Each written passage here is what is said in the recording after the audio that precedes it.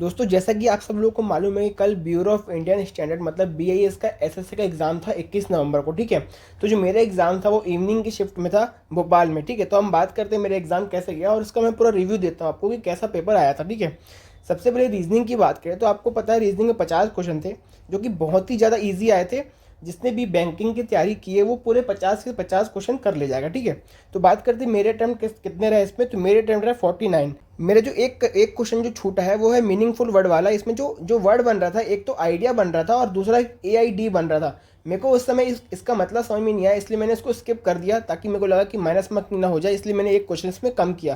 तो मतलब मैंने पूरे 49 अटैम्प्ट किए, बहुत ही ज़्यादा ईजी आई थी। ठीक है, अब बात है करंट अफेयर्स में। तो जो करंट अफेयर्स है वो मेरे को पूरे पेपर में सबसे ज़्यादा डिफिकल्ट लगा।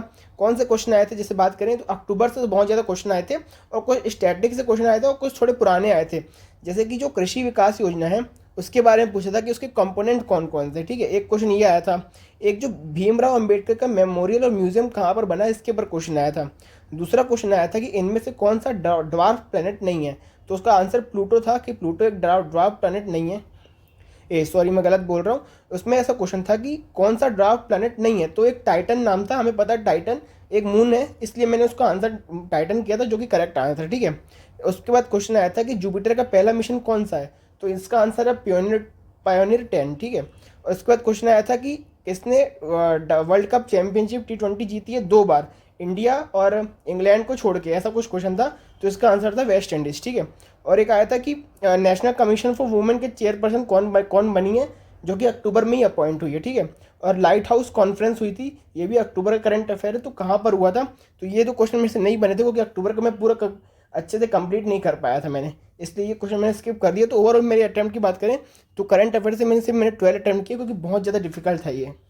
अब बात करते हैं मैथ्स की, तो मैथ्स बहुत ही ज़्यादा इजी मतलब एकदम हलवा आया था।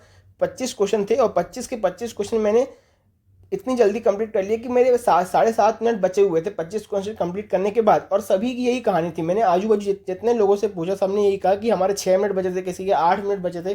तो बहुत ही ज़्यादा हलवा था। लगभग सभी ने 90% ने तो 25 में से 25 कर लिए होंगे, एक आध दुख का जो नहीं कर पाए होंगे, और 100% एक्यूरेसी के साथ बता रहा हूँ मैं। ठीक है, ये अब इंग्लिश की बात करें तो इंग्लिश मॉडरेट आई थी, पूरी तरह ईजी नहीं कहूँगा मैं क्योंकि जो इसका पैसेज आया था वो बहुत ही ज़्यादा ईजी आया था। एरर के जो क्वेश्चन आए थे वो डिफिकल्ट आए थे और जो वर्ड रिप्लेसमेंट क्वेश्चन थे वो थोड़े डिफिकल्ट थे, लेकिन जो स्पेलिंग करेक्शन के क्वेश्चन थे वो बहुत ही ज़्यादा इजी थे। तो 50 मार्क्स की रीजनिंग थी, डुएबल थी, जिसने भी बैंकिंग की तैयारी की है फिर एसएससी की तैयारी की है वो कर ले जाएगा। तो मेरे अटैम्प्ट इसमें 49 है। एक क्वेश्चन मैंने जानबूझ के छोड़ा था एरर वाला क्योंकि वो थोड़ा डिफिकल्ट लग रहा था मेरे को। तो इंग्लिश हम मॉडरेट साइड में देखेंगे। ठीक है, तो जो मेरे टोटल अटैम्प्ट है वो 135 हुए हैं। अब आप कहोगे कि मतलब इतने कम अटैम्प्ट क्यों, क्योंकि इसमें तो कट ऑफ ज़्यादा जाता है। तो देखो मेरे हिसाब से ना जो उसका एग्ज़ाम है ना वो इंग्लिश मैथ्स रीजनिंग इतना ईजी आया था कि लगभग सभी बच्चों ने इन तीनों पोर्शन में तो अच्छा स्कोर कर लिया होगा। तो कट ऑफ किस पे डिपेंड होता है, अब जीए पे। अब जिस एग्जाम में कट ऑफ जीए पे डिपेंड होता है ना, तो उसमें ज़्यादा चांसेस होते हैं तुक्के वालों के और लक वालों के, कि किसका तुक्का सही हो जाए, किसका लक सही हो जाए। तो इसमें अब नॉलेज का गेम नहीं रहा, इसमें ये रहा कि करंट अफेयर देखो सबके लिए डिफिकल्ट है, अब किसका कौन सा तुक्का सही लग जाए, तो अब ये पूरा लक के ऊपर डिपेंड है। तो कट ऑफ भाई ऐसा नहीं है कि 130 135 के बीच में जाए, ऐसा भी हो सकता है कि 130 से कम में जाए, क्योंकि अब ये तुक्का और लक के ऊपर बेस्ड है। क्योंकि इन तीनों इंग्लिश मैथ्स रीजनिंग में सबके अटैम्प्ट ऑलमोस्ट सिमिलर है और सबके मार्क्स भी ऑलमोस्ट सिमिलर रहने वाले हैं। ठीक है, और मैंने अपने आजू बाजू वाले लोगों से पूछा तो उन लोगों ने कितने अटैम्प्ट किए, तो मोस्ट ऑफ द स्टूडेंट ने बताया कि हम 130 और 135 के बीच में अटैम्प्ट किए, कुछ के 120 भी थे, 125 भी थे, लेकिन बहुत कम ऐसे स्टूडेंट मिले जिनके 140 प्लस थे। और वो भी कैसे थे, उन्होंने कहा कि हम जीए में तुक्का मार के आए, हमें रिस्क लेना था क्योंकि हमें पता है 140 के प्लस कट ऑफ जाएगी। और मैंने उनसे 2-3 क्वेश्चन भी पूछे तो उन्होंने उनके गलत आंसर दिए थे, मतलब उनके माइनस मार्किंग तो होने वाली है। तो इसलिए मेरे माइनस मार्किंग ना हो जाए इसलिए मैंने कम अटैम्प्ट किए। ऐसा नहीं है कि कट ऑफ 135 या 130 के बीच में ही जाएगी, हो सकता है 130 के अंदर भी चले जाए। तो देखते हैं क्या होता है, तब तक के लिए गुड बाय। ये था पूरा रिव्यू, और आप चैनल पर नया तो सब्सक्राइब कर लो। तब तक के लिए गुड बाय।